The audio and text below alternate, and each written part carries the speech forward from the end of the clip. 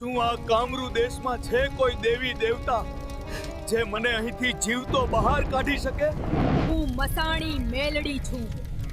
મારે તારું કાળજૂદ ભોગ રૂપે જોઈએ છે. નમસ્કાર મિત્રો, આસ્થા યુટ્યુબ ચેનલમાં તમારું સ્વાગત છે. મિત્રો, ભારતીય સંસ્કૃતિમાં આપણે અનેક દેવીઓના વિવિધ સ્વરૂપો વિશે સાંભળ્યું છે. કોઈ દેવી બાઘ પર બિરાજમાન છે તો કોઈ દેવી સિંહ પર. કોઈના હાથમાં તલવાર હોય છે તો કોઈના હાથમાં ત્રિશૂળ હોય છે. પરંતુ મિત્રો, આજે આપણે એ દેવી વિશે વાત કરવાના છીએ જે બકરા પર બિરાજમાન છે અને જેમના એક હાથમાં તલવાર કે ત્રિશૂળ હોય છે અને બીજા હાથમાં દારૂની બોટલ હોય છે. અને સૌથી આશ્ચર્યની વાત એ છે કે તેમનું રાજ્ય મહેલોમાં નહીં પરંતુ સીધું સ્મશાનમાં ચાલે છે. હા મિત્રો, આપણે વાત કરી રહ્યા છીએ મસાણી મેલડી માતાજીની.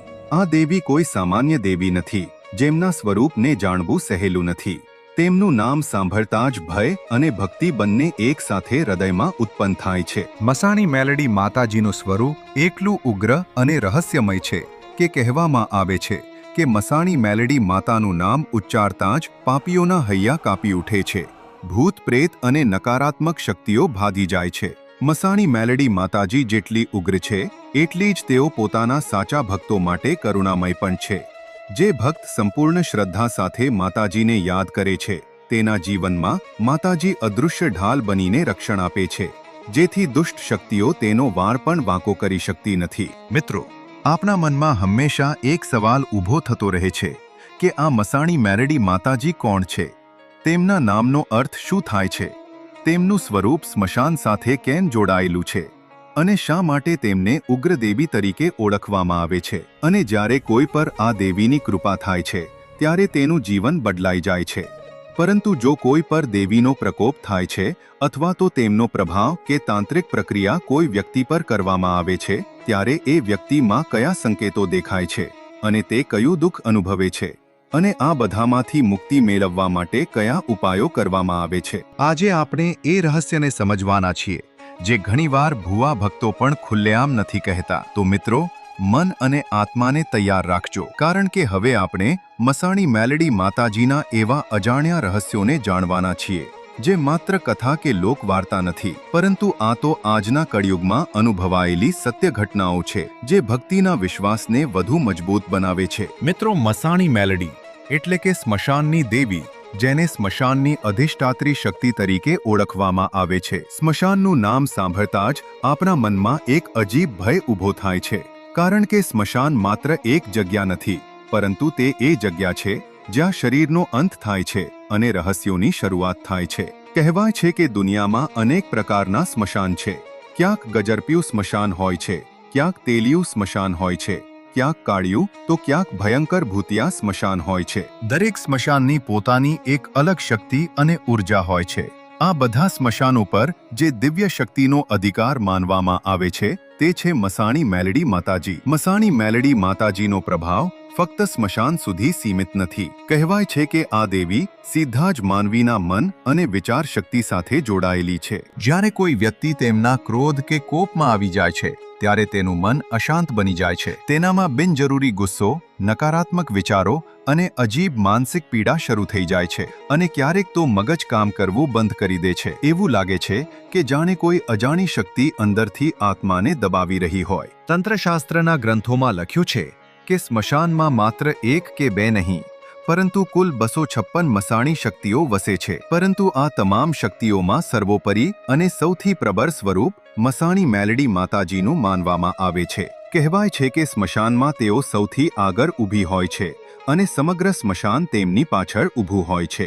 બધી જ મસાણી શક્તિઓ તેમના આદેશ હેઠળ કાર્ય કરે છે અને તેમના સંકેત વિના કોઈ પણ શક્તિ આગળ વધતી નથી. મિત્રો, હવે આપણે સમજીએ કે ઘરમાં મસાણી મેલડી માતાજીનું દુઃખ હોય, અથવા કોઈએ તાંત્રિક વિધિ દ્વારા માતાજી મૂકી હોય, અથવા તમે જે જમીન પર રહેતા હોય ત્યાં પહેલેથી જ માતાજીનો વાસ હોય, તો તેના લક્ષણો કેવી રીતે દેખાય છે? સૌથી પહેલો સંકેત સામાન્ય લાગતો હોવા છતાં ખૂબ મહત્વનો હોય છે. ઘરમાં અચાનક આગ જેવી ઘટનાઓ થવા લાગે. માતાજીનો ફોટો કોઈ કારણ વગર સળગી જવો, મંદિરમાં અચાનક આગ લાગવી, અથવા માતાજીની ચૂંદડી જાતે જ સળગી જવી. આવા બનાવો સામાન્ય નથી. ક્યારેક દીવામાંથી સરકતી દિવેટ ખેંચાઈ જાય અને આખા ઘરમાં આગ લાગી જાય. એવું બને તો સમજી લો મિત્રો કે આ મસાણી મેલડી માતાજીનો પ્રથમ સંકેત છે કે માતાજીનું ઘરમાં દુઃખ શરૂ થઈ ગયું છે. બીજું લક્ષણ, ઘરની અંદરની અસુરક્ષાની લાગણી સાથે જોડાયેલું હોય છે. વારંવાર એવું લાગ્યા કરે કે કંઈક પડી જશે. આ ડર માત્ર ભ્રમ નથી હોતો, પરંતુ આ ઘટના માતાજીના દુઃખ તરફ ઈશારો કરે છે. ત્રીજું લક્ષણ ત્યારે દેખાય છે જ્યારે ભક્તિમાં ખલેલ આવે, એટલે કે પરિવારજનો સાથે મળીને માતાજી માટે નિવેદ કરવા બેસો અથવા માતાજીની રજા લેવા જાઓ અને એ જ સમયે અચાનક ઝઘડો થાય, તો મિત્રો એ પણ મસાણી મેલડી માતાજીના દુઃખનું લક્ષણ છે. હવે ચોથો અને સૌથી ગંભીર સંકેત, ઘરનું સમગ્ર વાતાવરણ બગડી જવું. ઘરમાં ભોજન સમયે વારંવાર ઝઘડા થવા માંડે, પરિવારના સભ્યો એકબીજાના દુશ્મન બની જાય, ઘરમાં ગંભીર બીમારીઓ થવી, ઘરમાં કોઈ દારૂના રવાડે ચડી જાય અથવા ક્યારેક ઘરમાંથી કે શરીરમાંથી ખરાબ દુર્ગંધ આવવા લાગે. આ બધા સંકેતો સ્પષ્ટ કહે છે કે ઘરમાં મસાણી મેલડી માતાજીનું દુઃખ છે. પરંતુ મિત્રો, સૌથી ભયાનક સ્થિતિ ત્યારે બને છે જ્યારે કોઈ દુર્ભાવનાથી તાંત્રિક વિધિઓનો ઉપયોગ કરવામાં આવે. એવામાં માતાજી સીધો જ સામેવાળા વ્યક્તિને મારી નાખે છે અથવા તેને પાગલ બનાવી દે છે. મિત્રો, આ બધા લક્ષણો જોવા મળે તો સમજી જવું કે આ મસાણી મેલડી માતાજીનું ભયંકર સ્વરૂપ છે, જેનો સામનો કરવો સામાન્ય માનવ માટે અઘરો છે. મિત્રો, જ્યારે ઘરમાં એવી ઘટનાઓ થવા લાગે, જ્યારે વારંવાર અશાંતિ, ડર, નુકસાન કે અણધારી ઘટનાઓ સર્જાય, ત્યારે એ માત્ર સંયોગ નથી રહેતું. એવી સ્થિતિમાં એ માનવું પડે કે એની પાછળ કોઈ અજાણી શક્તિ જવાબદાર છે. એ સમયે સૌથી અગત્યનું પગલું એ છે કે કોઈ યોગ્ય જાણકાર ભુવાજી પાસે જવું જોઈએ. પરંતુ અહીં એક ખૂબ જ મોટી બાબત ધ્યાન રાખવી કે ભુવાજી સાચા હોવા જોઈએ, કારણ કે દરેક પોતાને ભુવા કહેવાવાળો માણસ સાચો નથી હોતો. તે લાલચ કે ખોટા વચનો બતાવીને લોકોને ભટકાવે છે, કારણ કે સત્ય માત્ર સાચો અનુભવ અને સચ્ચાઈ ધરાવતા જાણકાર ભુવાજી જ બતાવી શકે છે. જ્યારે કોઈ સાચો ભુવો મળે ત્યારે સૌથી પહેલા એ સમજવું જરૂરી છે કે આ દુઃખ શેનું છે. જો આ મસાણી મેલડી માતાજીનું દુઃખ હોય તો એ મસાણી મેલડીનું દુઃખ શા માટે છે? શું આ કુળ પરંપરાથી જોડાયેલી મસાણી મેલડી માતાજીનું દુઃખ છે, અથવા કોઈ તાંત્રિક ક્રિયા દ્વારા મસાણી મેલડી મોકલવામાં આવી છે, અથવા તમે જે ભૂમિ પર રહો છો એ જમીન સાથે જોડાયેલી મસાણી મેલડી છે? મિત્રો, જ્યારે આપણને નક્કી થઈ જાય કે મસાણી મેલડી માતાજીનું દુઃખ કઈ રીતે છે, ત્યારે તેનો ઉપાય કરવામાં આવે છે અને દરેક દુઃખના ઉપાય અલગ અલગ હોય છે. જો આ આપણા બાપ દાદાઓની મસાણી મેલડી માતાજી હોય તો સૌપ્રથમ કુળદેવીની અનુમતિ લેવી અત્યંત જરૂરી છે. ત્યારબાદ ઘરની બહાર મસાણી મેલડી માતાજીને બેસાડી શ્રદ્ધાપૂર્વક દીવો, 2 અગરબત્તી, 1 ફૂલહાર, 1 શ્રીફળ અને મીઠો પ્રસાદ બનાવીને ધૂપ કરવું જોઈએ. કેટલાક પરિવારો પોતાના રીતિ રિવાજ મુજબ માંસ, મટન, દારૂનું નિવેદ અર્પણ કરે છે. પરંતુ મિત્રો, તમે આ વસ્તુઓ ન વાપરતા હો તો તેની બદલે શુદ્ધ ભાવથી દારૂની જગ્યાએ 1 લોટો પાણી, કંકુ અને ગોળ સાથે માતાજીને અર્પણ કરીને 2 હાથ જોડીને માતાજીને પ્રાર્થના કરો કે હે માતાજી, અજાણતા કે જાણતા અમારા પૂર્વજોથી થયેલી ભૂલો માટે અમે માફી માંગીએ છીએ. અમને ક્ષમા કરજો અને અમારા પરિવાર પર તમારી કૃપા સદાય રાખજો. અને મિત્રો, જો આ દુઃખ કોઈ તાંત્રિક ક્રિયા દ્વારા મોકલેલી મસાણી મેલડીનું હોય તો જે હેતુ માટે માતાજી મોકલાયા છે તે વેણ વચન પૂરો કરીને માતાજીને આદરપૂર્વક અને આનંદપૂર્વક વિદાય આપવી જોઈએ. આ રીતે સાચી શ્રદ્ધા અને સાચા ઉપાય દ્વારા આપણે મસાણી મેલડી માતાજીના દુઃખને દૂર કરી શકીએ છીએ અને ઘરમાં ફરી એકવાર સુખ શાંતિનું વાતાવરણ સર્જાઈ શકે છે અને પરિવાર પર ફરીથી માતાજીની કૃપા વરસાવી શકીએ છીએ. પરંતુ મિત્રો, અહીં મહત્વની વાત એ છે કે મસાણી મેલડી માતાજી ફક્ત ભય, દુઃખ કે પીડા આપનારી દેવી જ નથી. જો માતાજી પ્રસન્ન થાય તો તે ભક્તના જીવનમાંથી દરેક અંધકાર દૂર કરી દે છે, તેના બધા દુઃખ, દર્દ, સંકટ અને વિપત્તિઓ દૂર કરી દે છે અને તેના જીવનમાં ધન, ધાન્ય, સુખ, શાંતિ તથા સમૃદ્ધિ વરસાવી દે છે. માતાજીની આ શક્તિ અને કરુણાનું જીવંત ઉદાહરણ આપણને એક અદ્ભુત અને ચમત્કારિક કથા દ્વારા જાણવા મળે છે. હા મિત્રો, આ કથા છે મહાન રાજા વિક્રમ આદિત્ય અને મસાણી મેલડી માતાજીની. મિત્રો, આ કથા માત્ર સાંભળવા માટે નથી પરંતુ સમજવા માટે છે, કારણ કે આ કથામાં તમે જાણશો કે માતાજીના આશીર્વાદ કઈ રીતે પ્રાપ્ત થાય છે. ઉજ્જૈનના મહાન રાજા વિક્રમાદિત્ય વિદ્વાન અને પ્રજાવત્સલ શાસક હતા. કહેવાય છે કે તેમને 18 ભાષાઓનું જ્ઞાન હતું. તેઓ ખૂબ જ સરળ સ્વભાવના હતા. એક દિવસ રાજાના મનમાં એક વિચાર આવ્યો કે તેમને યોગ સિદ્ધિ મંત્ર શીખવું જોઈએ, જેથી તેનો ઉપયોગ રાજા પ્રજાના કલ્યાણ માટે કરી શકે. તેથી તેઓ એક રાત્રે પોતાનું રાજ્ય છોડીને એકલા જ કામરૂપ દેશની યાત્રા કરવા માટે નીકળ્યા. લાંબી યાત્રા પછી તેઓ એક જંગલમાં પહોંચ્યા. ત્યાં એક મહાન તપસ્વી બાબા વાડીનાથ ધ્યાનમાં લીન હતા.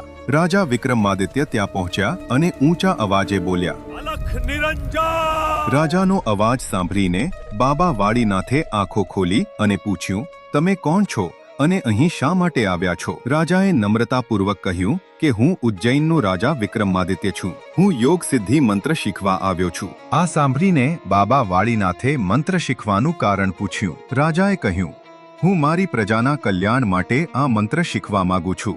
આ સાંભળીને બાબા યોગ સિદ્ધિ મંત્ર શીખવવા માટે સંમત થયા, પરંતુ તેમણે એક શરત રાખી. બાબાએ કહ્યું કે હે રાજા, કાળી ચૌદસની રાત્રે પુતલી વાવમાંથી એક લોટો પાણી ભરીને લાવે તો હું તમને યોગ સિદ્ધિ મંત્ર શીખવાડું.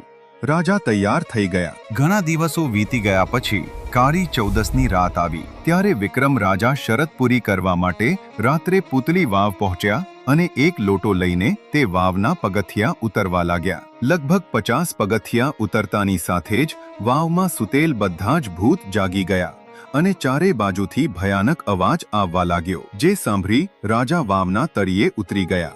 રાજા તને ખાઉં, રાજા તને ખાઉં એવો અવાજ સંભળાયો.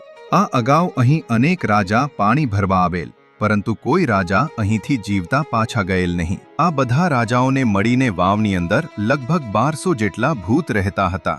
રાજા ઉપર જવાનો પ્રયાસ કરે છે, પરંતુ તેઓ હલનચલન પણ કરી શકતા નથી. ભૂતોએ હસીને કહ્યું કે હજુ સુધી અહીંથી કોઈ જીવતું પાછું ગયું નથી, તો તું ક્યાં જીવતો બહાર જઈશ?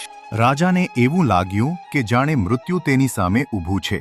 પછી રાજાએ પોતાની કુળદેવી હરસિદ્ધિ માતાને યાદ કરી. પછી થોડી જ વારમાં માતા પ્રગટ થયા અને તેમણે કહ્યું, રાજા, તમે અહીં કેમ આવ્યા છો? રાજાએ તેની બધી વાત કહી. રાજાની બધી વાતો સાંભળ્યા પછી માતાએ કહ્યું, રાજા, જો તમે મને કહ્યું હોત તો હું તમને મંત્ર શીખવત, પરંતુ હવે હું તારી કોઈ મદદ કરી શકું નહીં. આટલું કહીને માતાજી અદૃશ્ય થઈ ગયા. કુળદેવીએ રાજાને મદદ કરવાની ના પાડી, જેથી રાજાનો ભય વધુ વધી ગયો. રાજાને 64 યોગિનીઓનો મંત્ર આવડતો હતો, તેથી તેને 64 યોગિનીઓને યાદ કરી અને તેનો મંત્ર જાપ કરવાનું શરૂ કર્યું. થોડી જ વારમાં 64 યોગિનીઓ પ્રગટ થયા, પરંતુ તેમને પણ રાજાને મદદ કરવાની ના પાડી અને અદૃશ્ય થઈ ગયા. જ્યારે બધા રાજાની મદદ કરવાનું ઇનકાર કરી રહ્યા હતા, ત્યારે રાજાએ કહ્યું, શું આ કામરૂ દેશમાં છે કોઈ દેવી દેવતા જે મને અહીંથી જીવતો બહાર કાઢી શકે? તમે જે કહો તે કરવા તૈયાર છું. હું રાજા વીર વિક્રમ તમને આ વચન આપું છું, મને અહીંથી જીવતો બહાર કાઢો. રાજાનો અવાજ કોઈ બીજાએ તો સાંભળ્યો નહીં, પણ માખણીયા ડુંગરની મસાણી મેલડી માતાએ તેમનો પોકાર સાંભળ્યો. માતાજી રાજાની સામે પ્રગટ થાય છે. માતાના પગના ઝાઝર વાગતાની સાથે જ બધા ભૂત પ્રેત ભાગી જાય છે. માતાજીને જોઈ રાજા બોલ્યા, હે માતા, તમે કહેશો એમ હું કરીશ, પણ તમે મને આ વાવમાંથી બહાર કાઢો. મેલડી માતા એ રાજાને વાવમાંથી સુરક્ષિત બહાર કાઢ્યો. બહાર આવતાની સાથે જ રાજાએ મેલડી માતાને પ્રણામ કર્યા અને કહ્યું, માતાજી, હું તમારા માટે શું કરી શકું? માતાએ કહ્યું, હું મસાણી મેલડી છું, મારે તારું કાળજૂદ ભોગ રૂપે જોઈએ છે. આ સાંભળીને રાજાએ પોતાની કટાર કાઢી અને તે કટારથી પોતાનું કાળજું કાઢવા જઈ રહ્યા હતા ને મેલડી માતાએ તેમને રોક્યા અને કહ્યું, ના વિક્રમ, આજે નહીં, પરંતુ 1 વર્ષ પછી કાળી ચૌદસની રાત્રે ગઢ રૂખ્યા સ્મશાન ગૃહ આવજે, પછી હું તમારું કાળજું લઈશ. રાજાએ કહ્યું, માતા, જે બી તમારી ઈચ્છા. અને વિક્રમ રાજા પોતાના રાજ્યમાં પાછા ફર્યા. આમ કરતા કરતા સમય પસાર થતો ગયો. 1 વર્ષ પછી કાળી ચૌદસની રાત આવી. વિક્રમ રાજા તૈયાર થઈ કટાર લઈને ઉજ્જૈનના ભાવરી બજાર તરફ નીકળ્યા. ધીમે ધીમે તે ઉજ્જૈનના પૂર્વ દરવાજા પાસે પહોંચ્યા. ત્યાં 4 યોગિનીઓ ખબર લઈને આવી રહી હતી. તેમને જોઈને રાજા વિક્રમે કહ્યું, હે યોગમાયા, તમે કોણ છો અને ક્યાં જઈ રહ્યા છો? યોગિનીઓએ કહ્યું, વિક્રમ, અમે ખપ્પરધારી યોગિનીઓ છીએ. અમે તમારા ઉજ્જૈન શહેરમાં જઈ રહ્યા છીએ. ભવારી બજારમાં 7મા માળે સિયાવન સયાન નામની એક સ્ત્રી અમારા મંત્રનો જાપ કરી રહી છે. અમે આ ખોપરી ત્યાં રાખીશું. પછી આવતા 6 મહિના સુધી તમારા ઉજ્જૈન શહેરમાં માણસો મર્યા જ કરશે. આમ તમારું ઉજ્જૈન જીવતું જાગતું સ્મશાન બની જશે. આ સાંભળીને વિક્રમ રાજા ખૂબ જ દુઃખી થયા અને માતા મસાણી મેલડીને યાદ કરે છે અને કહે છે, હે ખપ્પરધારી યોગીનીઓ, જો તમે અહીંથી એક ડગલું પણ આગળ વધો તો હું તમને માતા મેલડીના સોગંધ આપું છું. આમ તરત જ 4 યોગીનીઓ પથ્થર બની ગઈ. આ પછી વિક્રમ રાજા ગઢરૂખિયા સ્મશાનમાં પહોંચ્યા. સ્મશાનના દરવાજામાં કાળભૈરવ અને મહાકાળીમાં બેઠા હતા. માં કાળી જાણતી હતી કે રાજા વિક્રમાદિત્ય મસાણી મેલડી માતાને પોતાનું કાળજું અર્પણ કરવા જાય છે અને જો કાળજું નીચે જમીન પર પડી જશે તો માં નિવેદ સ્વીકારશે નહીં અને રાજા મૃત્યુ પામશે. તેમણે કાળભૈરવને રાજાની પાછળ એક માણસના વેશમાં મોકલ્યો અને કહ્યું, જાઓ કાળભૈરવ, રાજા જ્યારે કાળજું બહાર કાઢે ત્યારે તમે કાળજું પકડીને માં મેલડીને અર્પણ કરજો. અને એ જ સમયે મહેલમાં વિક્રમાદિત્યની રાણી ચંદ્રાવતીને શંકા થઈ. રાણી વિચારવા લાગી કે કાળી ચૌદસની રાત્રે મારા પતિ ક્યાં જઈ રહ્યા છે. તે જાણવા રાણીએ પુરુષનો વેશ ધારણ કરી અને ઘોડા પર સવાર થઈને રાજાને શોધવા નીકળી પડી. ઘોડાના પગ શેપરા નદીમાં સ્પર્શતા જ બાબા વાળીનાથ બહાર આવ્યા અને 3 મંત્રો બોલ્યા એટલે ઘોડા સહિત રાણી પથ્થરની મૂર્તિમાં ફેરવાઈ ગઈ. બીજી બાજુ રાજા વિક્રમાદિત્ય સ્મશાનમાં આવ્યા. સામે માં મસાણી મેલડી આવી રહી હતી. તેમના વાળ ખુલ્લા હતા. તેમના મુખમાંથી લોહી ટપકતું હતું, જાણે કોઈને ખાઈને આવી રહી હોય. માતાના એક હાથમાં છરી અને બીજા હાથમાં ખપ્પર હતું. માતા વિક્રમ રાજાને જોઈ હસતા હસતા કહ્યું, હે રાજા વિક્રમ, લાવો મારું નિવેદ. રાજાએ કટાર કાઢી અને પોતાના શરીરમાં ઘા કર્યો. કાળજું બહાર આવ્યું અને વિક્રમ રાજા જમીન પર ઢળી પડ્યા. તરત જ કાળભૈરવે કાળજું પકડી લીધું. માતાએ પૂછ્યું, તું કોણ છે? કાળભૈરવે કહ્યું, માતા, મને માફ કરજો. મને શ્રાપ ન આપતા, હું કાળભૈરવ છું. મને માં કાળીએ કાળજું પકડી રાખવા મોકલ્યો છે જેથી તે જમીન પર પડી ન જાય અને આ નિવેદ સ્વીકારો. માતાએ નિવેદ સ્વીકાર્યું અને કહ્યું, હવે જાઓ, આ કાળજું વિક્રમની છાતી પર મૂકો. કાળભૈરવે કાળજું રાજાની છાતી પર મૂક્યું અને તરત જ રાજા જીવતો થઈ ગયો. રાજા માતાના પગે પડ્યા અને કહ્યું, માતા, કૃપા કરીને મારા રાજ્યમાં આવો. ત્યારે માતાએ કહ્યું, હે વિક્રમ, સોનાની છડી બનાવો અને ડમરું વગાડીને મારા વધામણા કરો. પછી તેને તમારા મહેલમાં સોનાના સિંહાસન પર મૂકો અને જો અચાનક તમને કંકુના પગલાના નિશાન દેખાય તો સમજજે કે હું મસાણી મેલડી આવી છું. આ મારું વચન છે. પછી રાજા મહેલમાં પાછા આવે છે. ત્યારે જોવે છે કે રાણી મહેલમાં નથી. તે જોઈને રાજા માં મેલડીને યાદ કરે છે. તરત જ માં મેલડી રાજાના વેશમાં બાબા વાળીનાથ પાસે પહોંચ્યા અને બોલ્યા, વાળીનાથ, બહાર આવો. બાબા વાળીનાથ બહાર આવ્યા અને તેમણે પોતાના હાથની હથેળીમાંથી પાણી છાંટ્યું. માતાનું સ્વરૂપ બદલાઈ ગયું અને તે કાળી નાગણીમાં ફેરવાઈ ગઈ અને બાબાના પગની આસપાસ લપેટાઈ ગઈ. ત્યારે વાળીનાથ બોલ્યા, દેવી, મારી ભૂલ થઈ ગઈ, મને માફ કરજો માતા, કૃપા કરો. માતાએ કહ્યું, હું માખણિયા ડુંગરની મસાણી મેલડી છું. રાણી ચંદ્રાવતીને આ પથ્થરના બંધનમાંથી મુક્ત કરો. વાળીનાથે હાથની હથેળીમાંથી પાણી છાંટ્યું અને રાણી તેના મૂળ સ્વરૂપમાં પાછી આવી. પછી રાણી મહેલમાં પાછી આવી અને રાજાની માફી માંગી. બીજા દિવસે સવારે ડાક અને ડમરું વગાડીને માતાનું સ્વાગત કરવામાં આવ્યું અને સોનાની છડી સિંહાસન પર મૂકવામાં આવી અને પછી કંકુના પગલાના નિશાન દેખાયા અને માં મેલડી ઉજ્જૈનમાં બેઠા. આ પછી રાજાએ સિયાવન સાયણને પકડીને સજા કરી અને 4 યોગીનીઓ અદૃશ્ય થઈ ગઈ. પછી વિક્રમ રાજાએ પોતાની પ્રજાનું રક્ષણ કરવા ઉજ્જૈન રાજ્યમાં મસાણી મેલડી માતાજીનું મંદિર બનાવ્યું. આ પછી રાજા વિક્રમાદિત્યએ મસાણી મેલડી માતાની સાધના કરી. તેમની ભક્તિથી પ્રસન્ન થઈને માતાએ તેમને દુર્લભ જ્ઞાનનું વરદાન આપ્યું અને આ શક્તિનો ઉપયોગ કરીને રાજાએ પોતાની પ્રજાનું રક્ષણ કર્યું. મિત્રો, રાજા વિક્રમાદિત્ય અને મસાણી મેલડી માતાજીની આ રહસ્યમય કથા તમને પસંદ આવી હોય તો વિડીયોને લાઇક કરો અને તમારા મિત્રો સાથે શેર કરો અને આવા જ વિડીયો જોવા માટે ચેનલને સબસ્ક્રાઇબ કરવાનું ભૂલશો નહીં અને કોમેન્ટમાં જય મસાણી મેલડી માતાજી જરૂરથી લખજો. જય મસાણી મેલડી માતાજી. ધન્યવાદ.